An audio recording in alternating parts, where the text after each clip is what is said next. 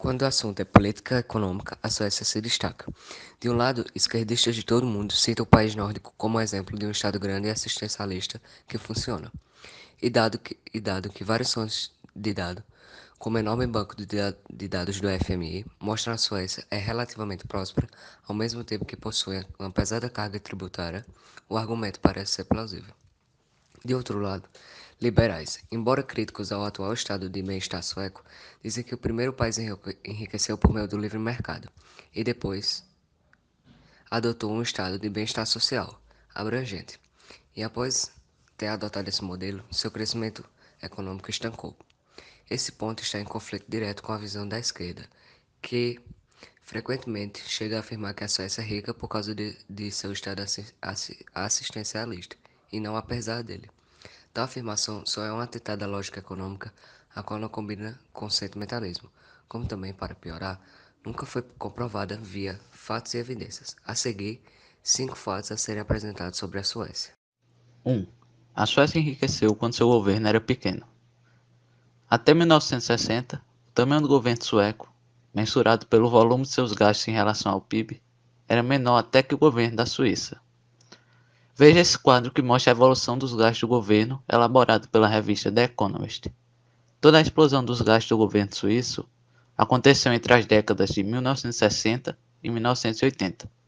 A social-democracia é uma consolidação da década de 1970.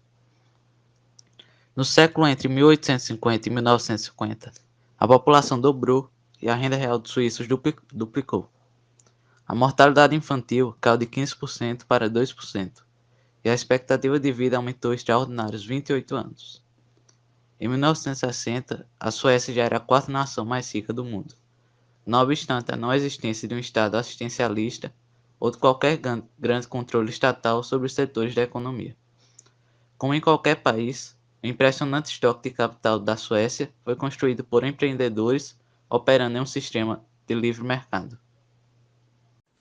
Na Suécia, a tributação das empresas é uma das menores do mundo e a tributação indireta sobre os pobres é alta. Ao contrário do que grande parte da esquerda acredita, o estado de bem-estar social sueco é custeado de uma forma relativamente brutal, jogando o fardo majoritariamente sobre os pobres e sobre a classe média. Os suecos sabem que é impossível financiar um governo generoso, tomando dos ricos e das empresas.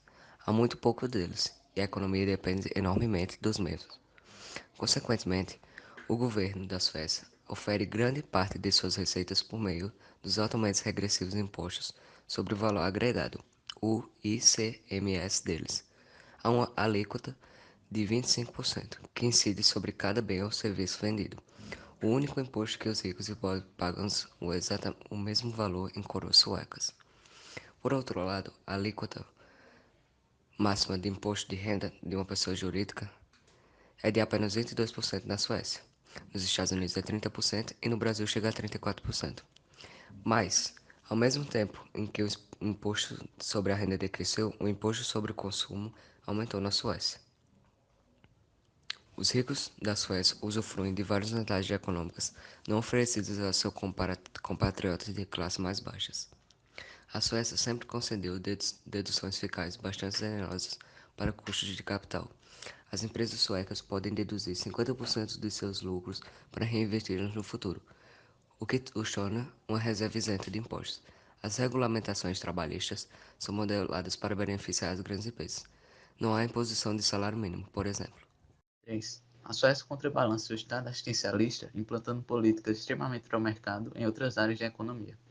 O ambiente empreendedorial da Suécia é extremamente desregulado e o país é um dos mais abertos do mundo para o livre comércio. Você demora no máximo 6 dias para abrir um negócio e as tarifas de importação estão na casa de 1,3% na média. A dívida pública é baixa, o que significa que o governo não estoura orçamento. O país adota o Sistema Nacional de Vouchers Escolares. Não há salário mínimo estipulado pelo governo. Há uma robusta proteção dos direitos de propriedade. Como dito, as alíquotas de imposto de renda para pessoa jurídica são das mais baixas do mundo. O país está implantando um programa de privatização no sistema de saúde, no sistema previdenciário e na educação. O IPTU é de 0,75% do valor da propriedade até um valor máximo de 764 euros. Não há imposto sobre a herança. Como consequência, quando desconsideramos os gastos do governo e se analisarmos fatores como livre mercado, desregulamentação, política monetária e direito de propriedade, a Suécia é o oitavo país mais liberal do mundo, segundo o Fraser Institute. Após a adoção do Estado assistencialista na década de 70, a taxa de crescimento caiu e muito. Como dito, primeiro a Suécia enriqueceu e acumulou muito capital, por causa do livre mercado, que fez com que a Suécia jamais conhecesse um período prolongado de alta inflação de preços. Só depois de ter enriquecido, é que o país começou a implantar seu sistema de bem-estar social, no final da década de 1960. No entanto, o consumo deste capital acumulado está erodando a riqueza na Suécia. O gráfico abaixo mostra as taxas de crescimento da Suécia e da Dinamarca em dois períodos, de 1920 a 1965, antes da adoção do bem-estar social, a barra azul, e de 1966 a 2010, após a adoção do estado de bem-estar social, a barra vermelha. Para que a economia que faz uso maciço de políticas assistencialistas continue crescendo, sua produtividade tem de ser muito alta. E para a produtividade ser alta, seu capital acumulado já tem que ser muito alto. Apenas um grau de capital acumulado pode permitir uma alta produtividade. Ou seja, país que tem que ser muito rico para adotar uma social-democracia duradoura.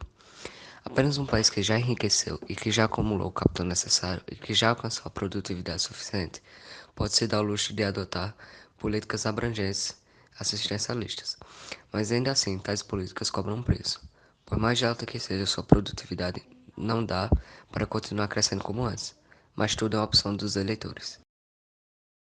Há uma comparação que complica a situação da Suécia. Americanos de ascendência sueca são 39% mais produtivos em termos per capita do que os suecos que permanecem na Suécia. Mas, entre os americanos de origem sueca, a taxa de pobreza é menor do que a taxa de pobreza de seus conterrâneos na Suécia. Em termos mais abrangentes, a renda dos escandinavos que vivem nos Estados Unidos é de cerca de 20% acima da média americana, e a taxa de pobreza cerca de metade da média americana. Aparentemente, pode-se tirar os escandinavos da Escandinávia, mas não há Escandinávia dos escandinavos. Há um legado cultural que explica parte desse sucesso. Uma cultura de confiança social, de relativa ausência de corrupção e uma ética de trabalho luterana. Conclusão. A principal lição, que já deve estar abundantemente clara, é que o estado de bem-estar social é uma receita garantida para o declínio. Sim, se o país adotá-lo quando já estiver rico, ele pode durar bastante tempo, mas ainda assim cobrará um preço claro em termos de crescimento econômico e renda per capita.